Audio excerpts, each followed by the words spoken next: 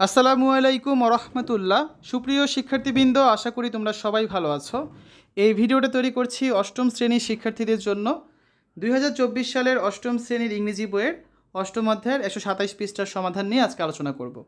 Class 8 English chapter 8 activity 8.3.5 life in the Woods, page number 127।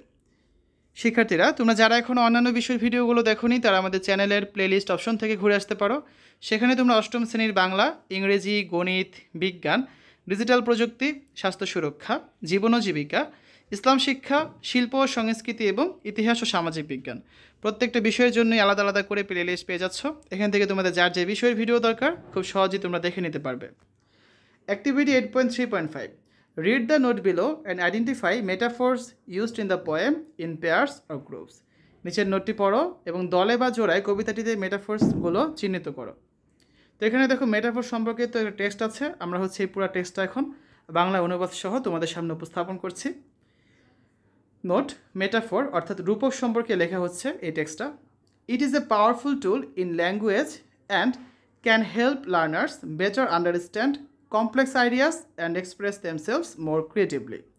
অর্থাৎ রূপক হচ্ছে ভাষার একটি শক্তিশালী উপাদান এবং শিক্ষার্থীদের জটিল ধারণাগুলো আরও ভালোভাবে বুঝতে ও নিজেদেরকে আরও সৃজনশীলভাবে প্রকাশ করতে সাহায্য করতে পারে এই মেটাফোর্সগুলো বা রূপক। A metaphor is a figure of speech used to describe something by comparing it to something else. রূপক হচ্ছে একটি ভাষা অলংকার, ফিগার অফ স্পিচ, যা কোনো কিছুকে অন্য কিছুর সাথে তুলনা করে বর্ণনা করতে ব্যবহৃত হয়। ঠিক আছে, ডিসক্রাইব মানে হচ্ছে বর্ণনা করা, কম্পেয়ার মানে হচ্ছে তুলনা করা।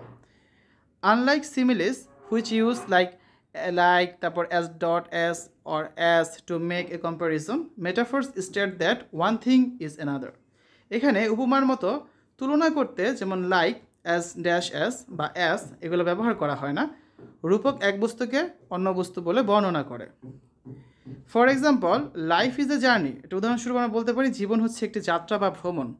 ইজ এ মেটাফোর একটা রূপক that compares life to a journey, যা জীবনের যাত্রা বা ভ্রমণের সাথে তুলনা করে।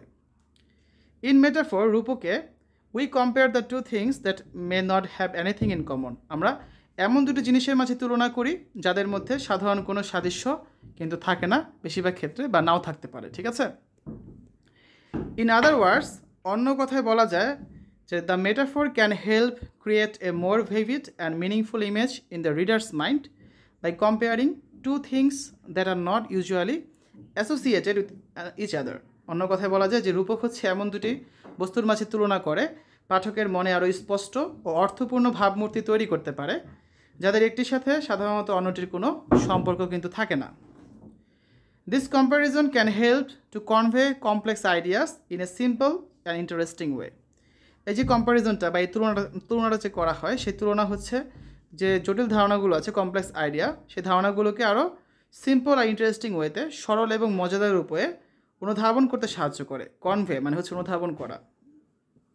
ফর এক্সাম্পল, একটা উদাহরণ দেখি আমরা। উদাহরণস্বরূপ, দ্য ক্লাসরুম ওয়াজ এ জু, শ্রেণীকক্ষটি ছিল একটি চিড়িয়াখানা। ইজ এ মেটাফোর, এটা একটা রূপক that compares a classroom to a zoo. এখানে একটি রূপক এটা, কারণ এখানে শ্রেণীকক্ষকে একটি চিড়িয়াখানার সাথে তুলনা করা হয়েছে। ঠিক আছে, here readers understand that the classroom was chaotic and noisy. এখানে শিক্ষার্থীরা বা যারা পড়ছে এই জিনিসটা, এই লেখাটা, পাঠকরা বা শ্রোতারা তারা বুঝতে পারবে কি যে শ্রেণীকক্ষটা ছিল খুবই বিশৃঙ্খল এবং গোলমেলে, যে কারণে এই শ্রেণীকক্ষটাকে কিন্তু একটা জু বা চিড়িয়াখানার সাথে কিন্তু তুলনা করা হয়েছে। তারপর দেখো, he has a heart of stone, তার পাথরের হৃদয়। This metaphor compare someone's emotional state to an inanimate object. অর্থাৎ তার যে পাথরের হৃদয়, এই রূপকটি হচ্ছে একজনের আবেগময় অবস্থাকে অচেতন বস্তুর সাথে কিন্তু তুলনা করে। ইনঅ্যানিমেট অবজেক্ট হচ্ছে অচেতন বস্তু, আর হার্ট অফ স্টোন, স্টোন মানে হচ্ছে পাথর।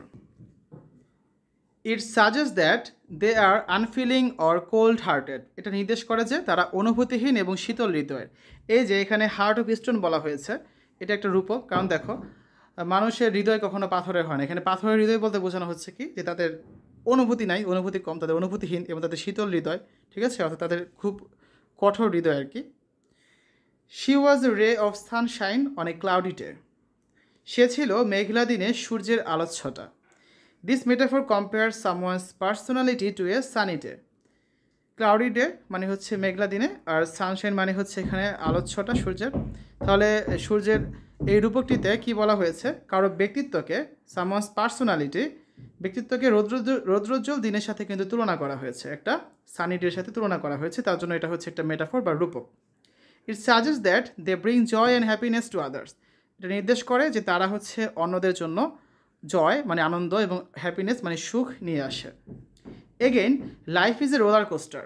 জীবন হচ্ছে একটি ঘূর্ণায়মান জাহাজ বা একটা roller coaster. This metaphor compares life to a roller coaster ride. এই রূপকে জীবনকে ঘূর্ণায়মান একটা জাহাজ বা রোলার কোস্টারের সাথে কিন্তু তুলনা করা হয়েছে, যে কারণে এটা হচ্ছে একটা metaphor. It suggest that it has ups and downs and can be both exciting and scary. এটা নির্দেশ করে যে জীবনে আপস অ্যান্ড ডাউনস মানে উত্থান পতন আছে এবং উত্তেজক ও ভীতিকর উভয় কিন্তু হতে পারে। ঠিক আছে, তো আমরা হচ্ছে টেক্সটটা পড়লাম। এখন দেখো আমাদের পরবর্তী যে কোশ্চেনটা ছিল, এখানে একটা লিস্ট করতে বলা হয়েছিল যে টেক্সটে কী মেটাফোর্সগুলো ছিল কবিতাটিতে, সেগুলো আমরা লিখবো এখন। A list of metaphors used in the poem. কবিতাটিতে কোন মেটাফোর্সগুলো ব্যবহার করা হয়েছিল?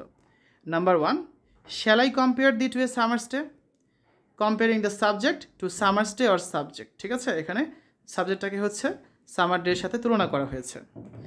Number 2, thou art more lovely and more temperate. Comparing the subject's beauty and temperate to that of a summer's day. এখানে সাবজেক্টটাকে বিউটি এবং টেম্পারেটটাকে হচ্ছে সামার ডের সাথে কিন্তু তুলনা করা হয়েছে। নাম্বার 3 দেখো, and summer's lease hath all too short a day.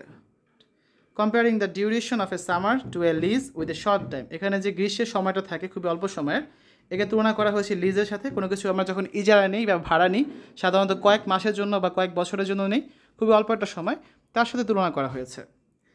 Number 4, sometime too hot the eye of heaven Times.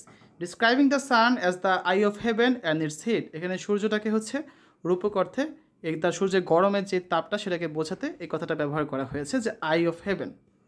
Number 5, and often is his cold complexion dimmed. Comparing the sun's brightness to a gold complexion. এটার সাথে সূর্যের যে আলোটা বা উজ্জ্বলতা তাকে তুলনা করা হয়েছে। Last number 6, but thy internal summer shall not fade. Comparing the subject's beauty to an eternal summer. এখানে সাবজেক্টের যে বিউটিটা আছে সেটাকে হচ্ছে একটা ইটার্নাল সামার, গ্রীষ্মের সাথে তুলনা করা হয়েছে। ঠিক আছে, এই হচ্ছে আজকে আলোচনা। আগামী ক্লাসে আমরা পরবর্তী অ্যাক্টিভিটি 8.3.6 নিয়ে আলোচনা করব। এবং এই যে এখানে যে ছকটা আছে 127 পৃষ্ঠার, তারপরে 128 পৃষ্ঠা এখানে আরেকটা ছক আছে, ওই ছকের বাকি অংশটুকু এই 2 পেজের ছক পূরণ করে দেব। শিক্ষার্থীরা, এতক্ষণ তোমরা দেখলে class 8 English chapter 8 life in the Woods activity 8.3.5 page number 127। আশা করি তোমাদের কাছে ভিডিওটা ভালো লেগেছে।